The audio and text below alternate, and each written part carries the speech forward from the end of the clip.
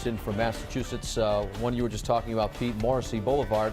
Folks are familiar with that area that have driven up Route 93, right where the Boston Globe headquarters are. You were talking about some minor flooding there? Yeah, it looks like Morrissey Boulevard flooded right now, underwater. So obviously a very disruptive storm for coastal Massachusetts. That's the East Coast. Fortunately for our coast here in Rhode Island and even the south coast of Massachusetts, we did avoid those kind of issues. But some really bad flooding up and down the Massachusetts East Shore. Let's talk about some snowfall totals, and they have been all over the place. I mean, look at these amounts. Foxborough, Massachusetts, I mean, it's a good thing the Pats don't play in March, right? 12 inches of snow there. Mansfield, 10 inches. Somerset, about 4.5 inches. New Bedford, 6.5. Now, keep in mind, some of these New Bedford reports, it depends on what spot of the city that you're in. This is more likely not right at the coast, although some pretty heavy bands were sliding through southern Bristol County. Woonsocket at 4 inches of snow, in Providence about an inch of snow. So it really has varied a lot just by a few miles. We have some viewer pictures coming in, and of course we appreciate this. Coventry, not huge amounts, but Jones sending in a nice picture here.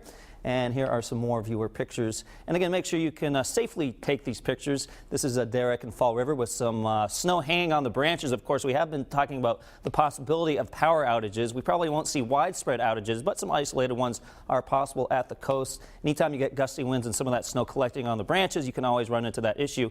And this is Scott Rice in Warwick. Thanks for that picture. You can see it looks like about a dusting, maybe an inch of snow here on the ground. Definitely the side roads you notice here at Scott's house are covered, and that's our main issue this morning. Use some caution on the side roads. Most of the main roads have looked okay. Now, notice this gap in the snow on live Pinpoint Doppler 12.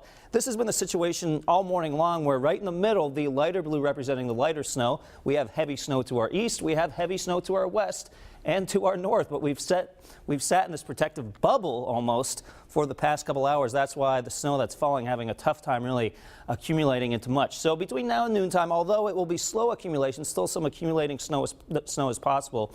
The wind will keep going. In fact, that wind goes all the way through this afternoon and this evening. The snow may mix with some rain by this afternoon and just start to taper off. Temperatures, we'll get to those in just a second. These are wind speeds. You can see gusts, not too bad right now, between about 25 and 30 at the coast. I do expect those to pick up a little bit into the afternoon. Actual temperatures below freezing in most spots, 28 Smithfield, 30 Providence, 31 Westerly, 33 right now in New Bedford. As the sun starts to come up, because it is March, a lot of these temperatures probably will get above freezing, especially into the afternoon. So even at that point, if snow is still falling, it really will just melt into nothing. A coastal flood warning continues again for eastern Massachusetts. We already discussed that at the opening of this weather forecast. And as we look at Providence, it looks like light snow falling. Visibility is not great, but isn't terrible.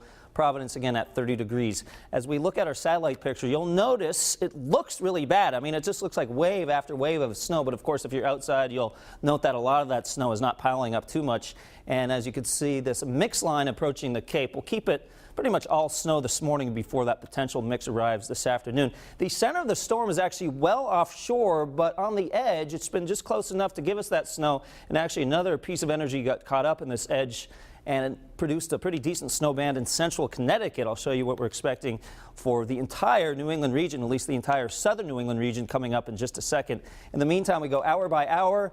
Snow will fall at varying rates throughout the next several hours. This is 9 o'clock in the morning. By noontime, it really starts to break up. Then as we head into the afternoon, we could even see some pockets of sunshine. That wind will be whipping around, though, with gusts up to 40 possible at the coast. When we add everything up, well, it looks like a very unusual snow map. You can see we're kind of under this protective dome here in Providence, 2 to 4 inches. And I'll tell you what, I'm thinking a lot more of us will be close to this 2-inch amount, coating to about 3 inches at the south coast. The coast of Massachusetts a bit more. And then you can see this 12 to 6-inch zone from Worcester County down into northern Bristol County, Massachusetts. Attleboro already getting over 10 inches at this point, 3 to 6 here for northern Rhode Island. I've already seen some reports of Cumberland, Woonsocket picking up about 4 inches. So keep in mind, these amounts take into account what has already fallen. These are not additional amounts. 7-day Futurecast showing that the weekend looks okay. Saturday, partly cloudy. Sunday, 45 degrees. Don't forget about WPRI.com. You can always go there for more weather updates. Now we get you out to Jam Cam traffic. We bring in